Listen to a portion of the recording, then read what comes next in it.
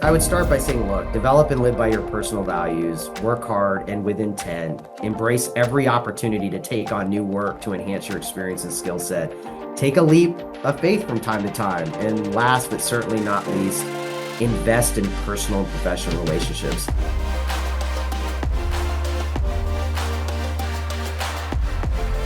Welcome to episode 8 of Leading with Relevance.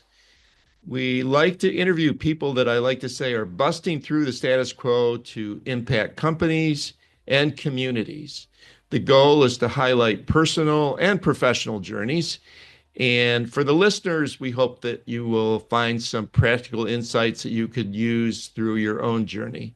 I'm Tino Mantella, Chief Strategy Officer for Relevance, and loving the opportunity to talk to leaders. And it will run, the podcast will run about 25 minutes, but you can catch the whole episode. We like to say we compare ourselves to 60 Minutes, maybe not the viewing audience yet, but you can hear more at Relevant Overtime. So today I have the pleasure of interviewing Shyam Reddy. Shyam is the president, CEO, and on the board since 2023 for BlueLinx. BlueLinx is a wholesale distributor of building and industrial products in the United States, headquartered in Atlanta, with more than 60 distribution centers and an annual revenue now of over $3 billion. Shyam has been with the company since 2015 with responsibilities that have spanned from legal to real estate to transportation to sustainability. He has a law degree from UGA, a master's in public health from Emory University, and a degree in political science from Emory. He joined Kilpatrick, Townsend, and Stockton in 2009 as an attorney, and he worked his way up to partner. Then President Obama appointed him to the post of regional administrator for the Southeast. So Shyam, welcome to Leading with Relevance. Thanks. It's great to be here. Appreciate you having me on the show, Yeah, Tino. it's good to see you again too. So let's get started out. Could you point to some things that shaped you, kind of a snapshot of your early years, and maybe a couple people that have influenced you most during those early years? Yeah, so basically, I grew up in small town Georgia, educated, born, raised, and educated in Georgia. I grew up in a town called Dublin, which is smack dab in the middle of the state, with an immigrant mom and dad who ingrained in us the importance of our native-born American citizenship. The early part of my life has been shaped by growing up in a small town with small town values, and my parents, right? So both of my parents really made an indelible mark on my life with those early values that were instilled in us. So that's really what shaped me as a young person. I was raised to really give back in meaningful ways, and I felt like that upbringing basically, influenced or otherwise prepared me to do sort of large, sophisticated type work, which sent me to Atlanta first for my education, and then ultimately my career. And I wanted to have impact at scale, which is easier to do when you're in a large city and have just given the professional opportunities available to you at the time. Talk about your journey, your educational journey. It sounds like in high school were you in sports and different activities, but what brought you to giving back, certainly in the political realm and the legal realm? Yeah, my educational journey took me to Atlanta and Emory University, where I got my undergrad and graduate degree, and ultimately made my way to University of Georgia in Athens to get my law degree, and then came back to Atlanta to start my professional career. But at Emory, I was, sort of the full student, right? Took full advantage of the academic offering as well as the experience there in terms of being involved in student government, being in a fraternity, being social chair of my fraternity, being involved with college council and other activities at Emory, which, intramural sports. So for me, my fondest memories and my best friendships, all, from those days came out of that educational experience. The same was true of law school. Being at Georgia really put me in a position to develop some long-term friendships there as well. Your first step out of school was to go into the legal profession. When I was in graduate school and was introduced to policy, via healthcare policy classes, I thought, maybe I want to pursue a legal career with an emphasis on healthcare, and that way I could do both. And when I was in law school and ultimately summered at Kilpatrick, I realized that I very much enjoyed corporate work, M&A work, private equity work, and was given the opportunity to taste a little bit of that as a summer associate, and ultimately made the switch after summer internships at Kilpatrick to pursue a career in corporate law and ultimately, dive into M&A and private equity and venture capital. Yeah, that's interesting. And we're, talk about BlueLinx, a lot of the early work that you did in the legal profession or for a number of years, right? Was it nine years working your way up to partner? Had a major impact on your ability to, and your probably your comfort level to take on the first roles you had at BlueLinx. It stretches you to think more analytically, to appreciate the importance of relationships, to provide exceptional customer service, to be thorough, to sweat the small stuff so you can be excellent with the big stuff. It also provides a great environment for translating early development teamwork experience. Law firm environment is a perfect setting for developing critical relationships inside the firm to be a stronger team member and to ultimately demonstrate the power of teamwork for the benefit of your clients in the firm. And again, that sort of evolves over time and puts you in, I think, a better position to be a more effective leader and manager in the corporate environment. You ran for Secretary of State. What prompted you to do that? It was a pretty crowded field as I look Yeah, back at it. So talk a little bit about that. it was an open seat for Secretary of State, which is rare that you have an open seat, Right. right? And so that presented an opportunity for me. I was a securities lawyer, so I felt like I was had the right experience to be the sort of chief securities officer of the state.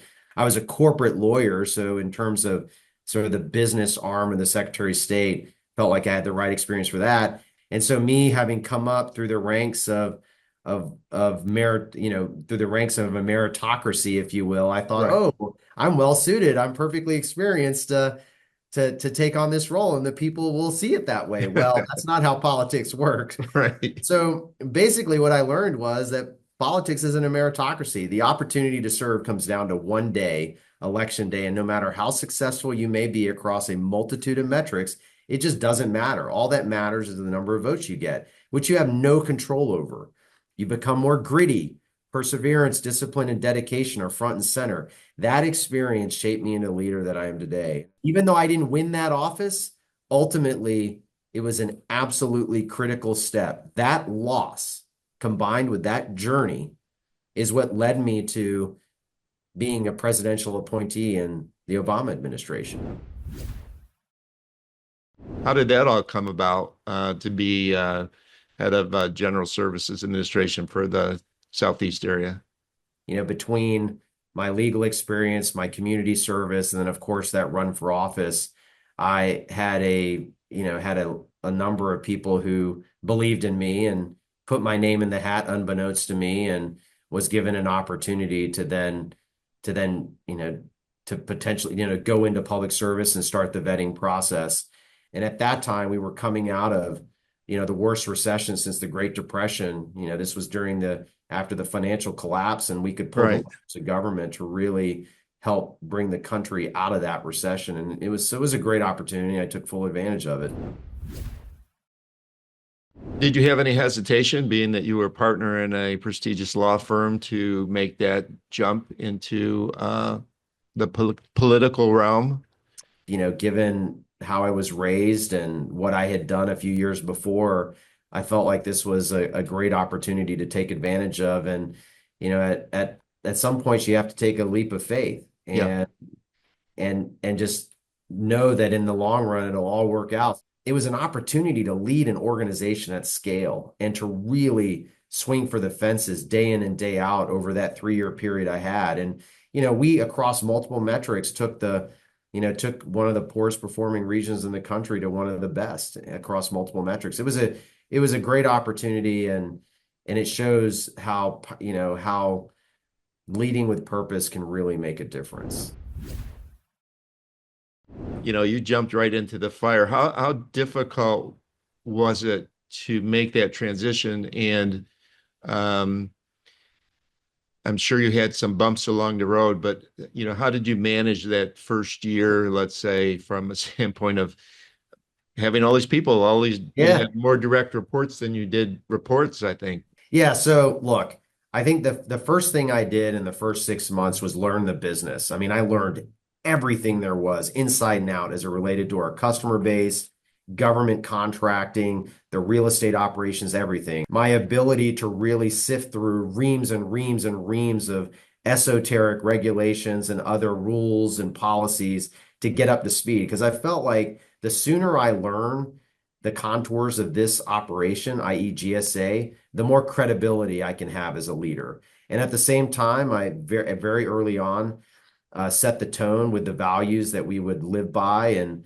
then the third thing I did was really help people see the purpose. And when you give people a sense of purpose, guess what? They step up and they do the right thing and they operate at a level that maybe they hadn't before. Focusing on the business and learning at scale very quickly, you can then go implement by leveraging the very talent you have in government to do great things. And so it showed me the power of scale and the impact that one can have at operating at scale, whether that be economic impact, profitability, job creation, benefits, development, etc. And so that's what it taught me. I mean, now at the same time, what it teaches you is with great scale and power comes great responsibility, with a keen appreciation of the importance of wielding that power at your fingertips more responsibly and thoughtfully, with a strong set of core values, organizational, personal, serving as the foundation for that decision making. That's what I brought from that experience. How did you get around to the 1,000 people? Did you bring them in, meet with them little by little, lots of conversations, visioning? Just curious to see how you kind of went about that early on. As I traveled the region, everywhere I went, I not only met with our teammates across, whether it was a fleet service center or it was a real estate branch, and then of course everyone in Atlanta, and then met with our customers. I met with vendors. I also executed on the administration's priorities accordingly and was able to really visit with multiple stakeholder groups, all of which could then bring us back to the central focus of the agency, the organization that was executing on our mission, which we were able to do more successfully by giving people a strong sense of purpose. Well, guess what? That cycled money in micro level ways in local communities, which helped stimulate those local economies while supporting our vendors for the work they did and showing our internal employees how much of an impact they could have in the communities they served. We increased our fuel efficiency of our 41,000 vehicle fleet by investing in hybrids and other fuel efficiency vehicles to reduce our fuel consumption, thereby reducing taxpayer dollars while pursuing the administration's sustainability agenda. Constructively, you could feel like we are more productive, we're saving taxpayer dollars, and at the same time pulling the levers of government to really help stimulate the economy in responsible ways while helping our neighbors, whether they be business people or individuals. I mean, it was such an awesome time to be able to do such important and cutting edge work. So you made the transition to, out of law to government, and then talk about your next step, because you had a stop before BlueLinx. When I came back and I knew that as I was transitioning out, I really found the executive leadership experience to be very rewarding. And I thought, okay, what can I do to put this experience to work to continue this value creation, right? And also continuous learning. And I thought, you know what? I want to get back on the other side of this equation to help move the country forward. And that was rebuilding the backbone of America, i.e., manufacturing. And so I decided to go into building products. And because it was closely tied to the housing sector. And we knew that the housing market had been decimated in the Great Recession and the financial crisis. So what can we do to both stimulate the manufacturing arm of the U.S. economy, which is fundamentally the backbone of America, while also helping get people back into homes. And that's what took me to Euramax. And I was fortunate enough to have met Mitch Lewis, the CEO at the time, through Downtown Atlanta Rotary, actually. And he gave me an opportunity to be on his team. And then, he left not too long after I started, 6 months or so. But then 18 months after that, was given an opportunity to come join him at BlueLinx. And so, through both Euramax and BlueLinx, I've been in multiple layers of the supply chain for housing in the US, which is such an awesome place to be. You've done a number of different things at BlueLinx before becoming the president and CEO and being on the board. One of the big things that I picked up is you led this acquisition of billion 3, I think, or $1.3 billion or $1.4 billion company that pivoted to a new role as Chief Transformation Officer. So, as I understand it, you led the integration to that business. So talk a little bit about that role. When you're integrating a $1.3 billion business with multiple locations around the country into your existing business, to create, to really execute on the value proposition that you not only sell to both businesses, but also the markets at large, you really have to prepare for another level of teamwork, if you will. And when you have a timeline or a fuse that's been lit in order to deliver on certain promises, whether it be in the context of operational excellence or as it relates to the market and what they want to see, synergies, you have to rewire your brain and become incredibly process oriented and drive your team to achieve milestones, goals, and other objectives set forth. So it sounds like one of those moving forward is going to be this digital transformation journey that you're working on now. And there's a lot of companies doing that, but let me ask you, why now and what are your hopes for that? When I came on board in 2015, within a week, I called my boss at the time, Mitch, and said, "Hey, Mitch, we're about to drop below $1 a share. We're going to get hit with a delisting or a non-compliance notice, which is a delisting notice from the NYSE, and ultimately we're going to have to cure this if we're going to have to cure it." And at that time, it was via reverse stock split, which is kind of the typical way to do it. But at the time, I mean, we dropped down to 30 cents a share. Wow. And on a post-split basis, recovered at $3 a share. But after that, we had two more non-compliance notices as it related to market cap. And so we had to enter into recovery plans to deal with that issue. But the point is, we're now trading at, well north of 120 a share after a post-split stock price at $3. And we're in a very good cash position where we're returning cash to shareholders. And we have the balance sheet to make key investments to really take this company to the next level. We need to be bold, we need to be audacious, and we need to make big bets to win, which I believe digital transformation is an important bet to make to position us to be the provider of choice for both our suppliers and customers, and ultimately help us deliver more effectively on our purpose. How do you promote innovation generally? In that particular case with digital transformation, what are you thinking about? We have always fostered a culture where entrepreneurship is very much supported, where our local market leaders and functional leaders and everyone in between are really encouraged to be entrepreneurial in how they go to market or go to bring their functional responsibilities to bear for the benefit of their internal and external clients. And the same is true with our salespeople and others.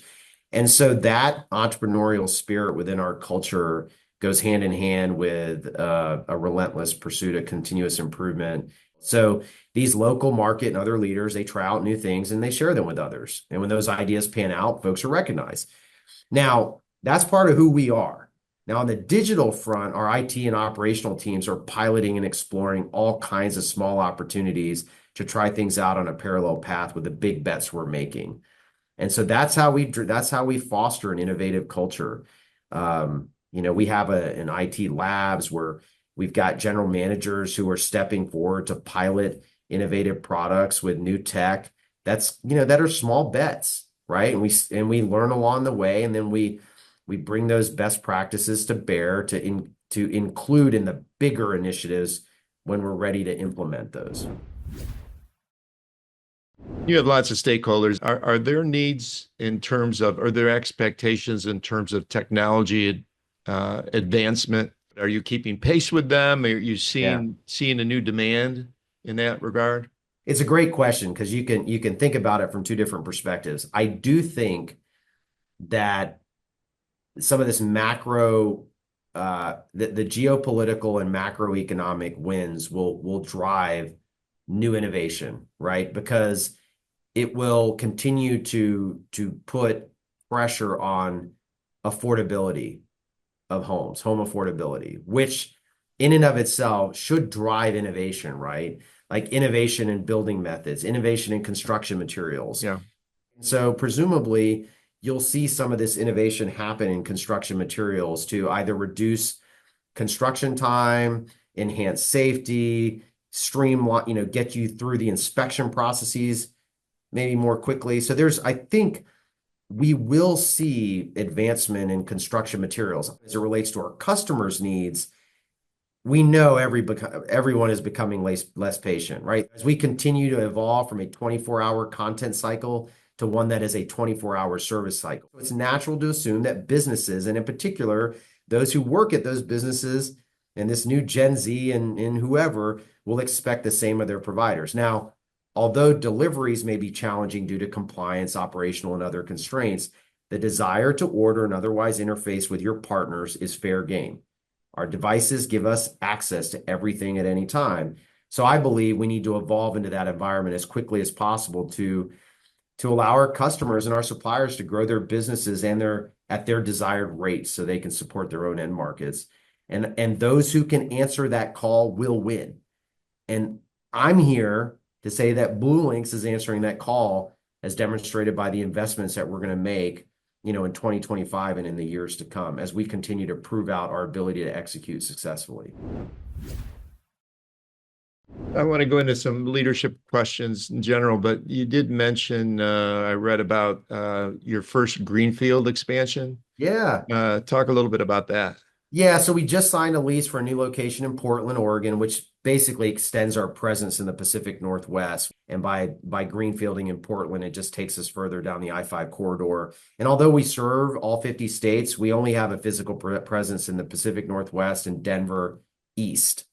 And so Okay. we'd like to fill in the gray area so we can get closer to our customers, and in so doing, extend our geographic footprint and scale to better support our customers and suppliers.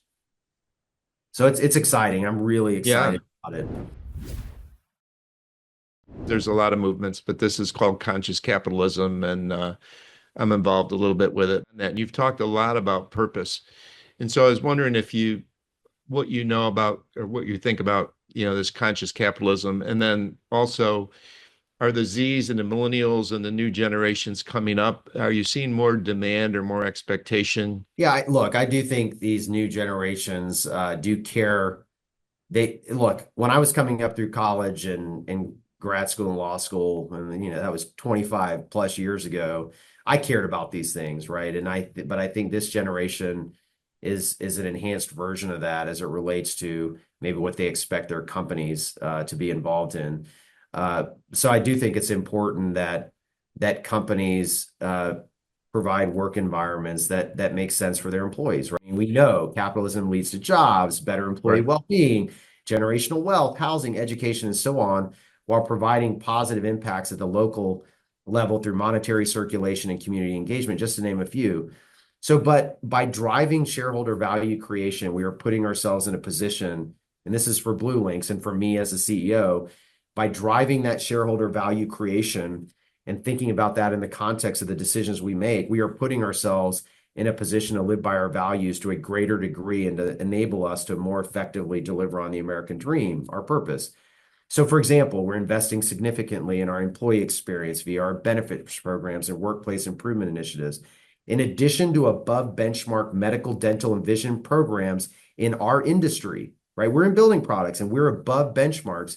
We offer fertility assistance, loan repayment assistance, adoption assistance, and tuition reimbursement to our employees. We give 6 weeks of paid paternity leave, 3 months of paid maternity leave. I strongly believe that doing the right thing and economic returns go hand in hand. They are not mutually exclusive. By focusing on both and all of your company stakeholders, then you ultimately are leading the company the right way.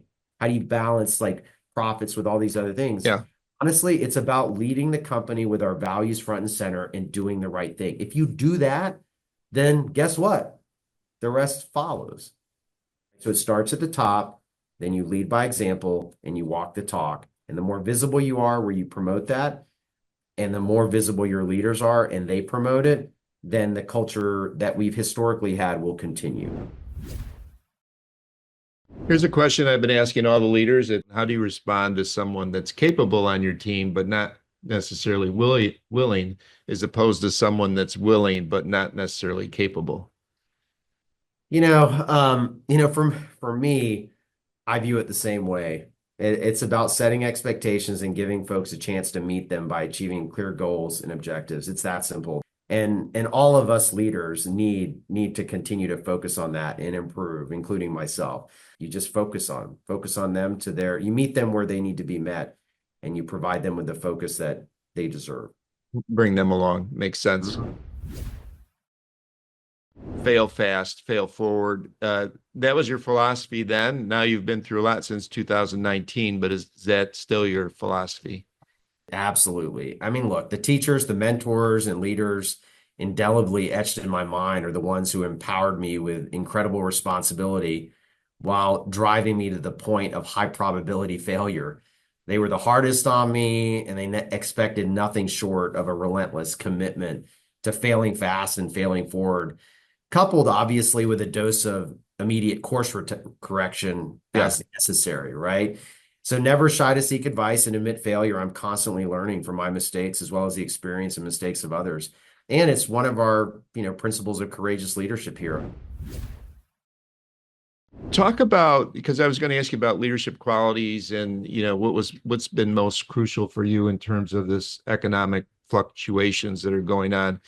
I mean, the idea is for our people to hold our leaders accountable to to these principles that will, in my view, drive success. So, for example, you know, listen with curiosity is one of them, which to the extent someone isn't listening with curiosity, then it's incumbent upon the employees in the room to call that leader out and say, hey, look, the principles are right there. You should be listening with curiosity instead of talking all the time. Yeah. Or, fail fast, fail forward, or be bold. I mean, so these things are really meant to guide our behavior beyond just the normal core values, right? Around Yeah. grit and integrity, et cetera. You're now president and CEO of a company. Do you see yourself as an influencer to other leaders beyond your company? And how do you go about doing that, if so? My words, my actions, and my behaviors matter, whether I'm here in the office or I'm out in the community, no matter the event. And now, whether or not I'm an influencer, I guess that's for others to decide.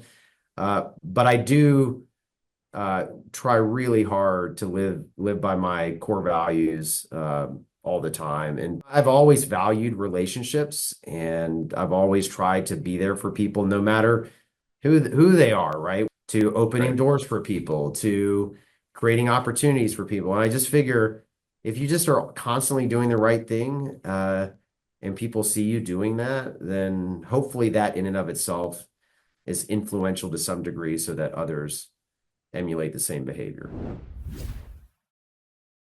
So, work-life balance, is it a thing? And whatever way you approach this, and I've asked this to all the leaders I've Yeah. talked to.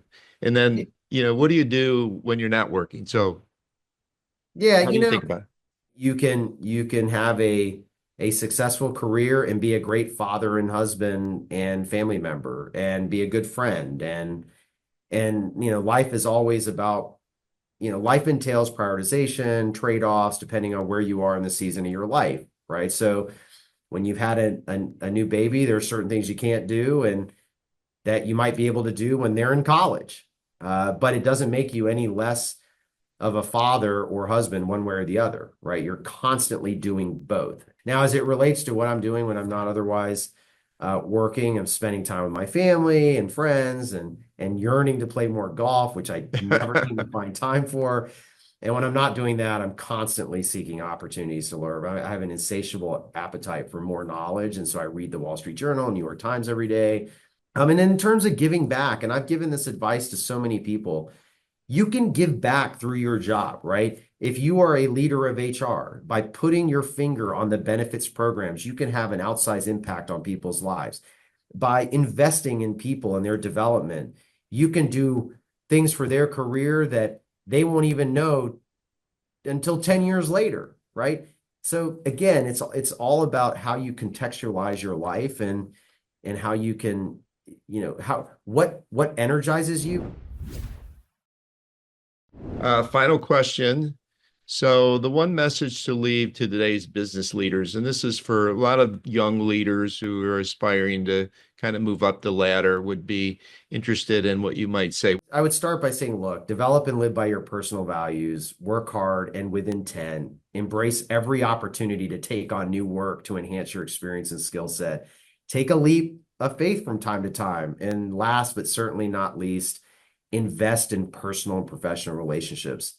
Ultimately, your advocates will be the ones who create opportunities for you. All you can do is put yourself in the best position to be tapped. And the best way to create those opportunities and to enhance your luck is to invest in those personal and professional relationships. I think they're critical to any young person's success.